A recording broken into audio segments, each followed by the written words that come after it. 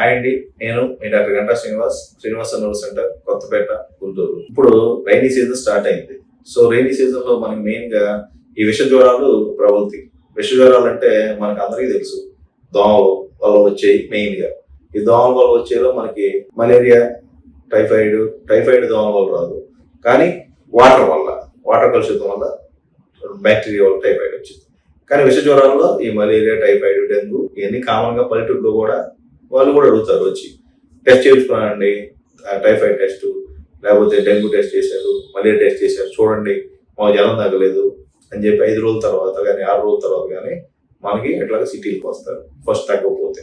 So ఇట్లా విష జ్వరాలు ఎక్కువ వచ్చే సమస్య ఈ జూను, ఈ జూలై, ఈ ఆగస్టు, సెప్టెంబర్, అక్టోబర్ దాకా ఉంటుంది, చనిపోయేదాకా. సో ఈ సీజనల్ డిసీజ్ ని మనం చాలా జాగ్రత్తగా ఉంటే మన దగ్గర జేబులోంచి డబ్బులు పోకుండా మనమే రక్షించుకోవచ్చు. బట్ మెయిన్ గా నేను చెప్దాం అనుకుంది ఏంటంటే, ఈ సీజనల్ డిసీజ్ కోసమే అంటే ఎక్స్ట్రాక్షన్ ఆఫ్ మనీ జరుగుతుంది. ఎందుకు జరిగింది? ప్లేటెట్స్ తగ్గగానే ఎవరో ఒకళ్ళు ఊర్లో చనిపోతారు. సో ఇంకా ప్లేటెట్స్ తగ్గినాయి, ఇంకంతే వీళ్ళు చనిపోతారు అని చెప్పి అందరికీ ప్లేటెట్స్ ఎక్కించుకోవాలి. అది రాంగ్ కాన్సెప్ట్. సో నేను చెప్పాలనుకున్నది ఏంటంటే, ప్లేటెట్స్ తగ్గడానికి డెంగ్యూ ఫీవర్ ఒకటే కారణం కాదు. ప్లేటెట్స్ తగ్గడానికి చాలా కారణాలు ఉంటాయి. కానీ ఒక్కొక్క ఫీవర్ గురించి తెలుసుకుంటే కొంత ఏది సీరియస్, ఎప్పుడు మనం డాక్టర్ సంపాదించాలి అని తెలుసుకుంటే మనం ఈ అనేవేలుగా అంటే unnecessary investigations, unnecessary hospital admissions, unnecessary blood transfusions ఇవన్నీ ఆపగలుగుతాం. సో దాని గురించి కూలంకుషంగా పేషెంట్కి ఎంత మట్టికి కావాలో అంత మట్టికి చెప్పాలని నా ఉద్దేశం. అంతేగాని ఇప్పుడు డెంగ్యూలో 4 రకాలు ఉంటాయి.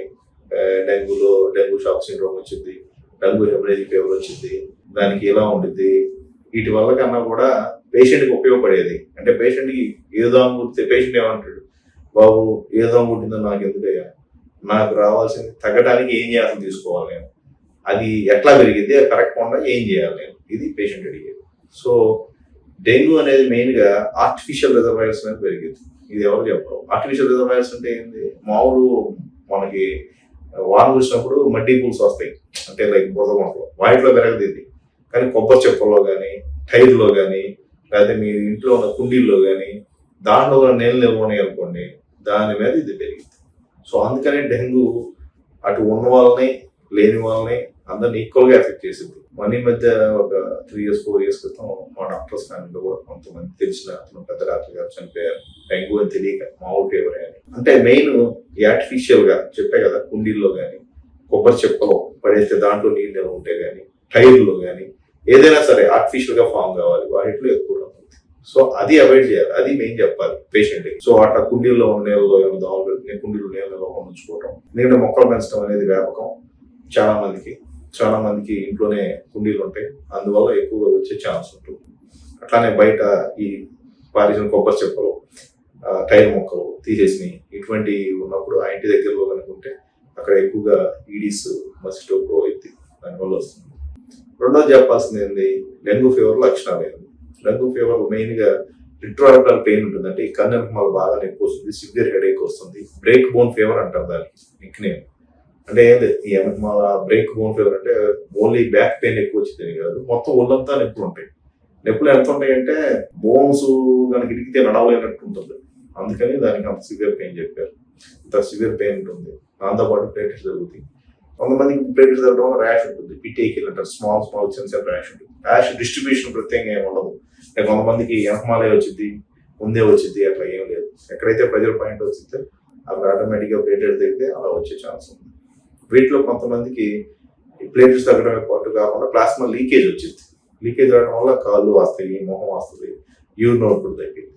అక్కడ దాకా వెళ్ళేదాకా మనం తీసుకొచ్చుకోకూడదు. మనకి సిరోజైటిస్ అంటే ఇన్ఫర్మేషన్ వచ్చి లంగ్లో నీళ్లు, హార్ట్ చుట్టూతా నీళ్లు, కడుపులో నీళ్లు, ఈ టైప్ లో ప్లాస్మా లీకేజ్ ఇలా వస్తుంది. దీనివల్ల షాక్ వస్తుంది. ఇవన్నీ ఎప్పుడు వస్తాయి? ఫీవర్ తగ్గిన తర్వాత వస్తుంది, ఫీవర్ ఉన్నప్పుడు రాదు. ఎందుకంటే ఫస్ట్ అంతా ఇన్ఫర్మేషన్, తర్వాత ఇమ్యూన్ మీడియేటెడ్.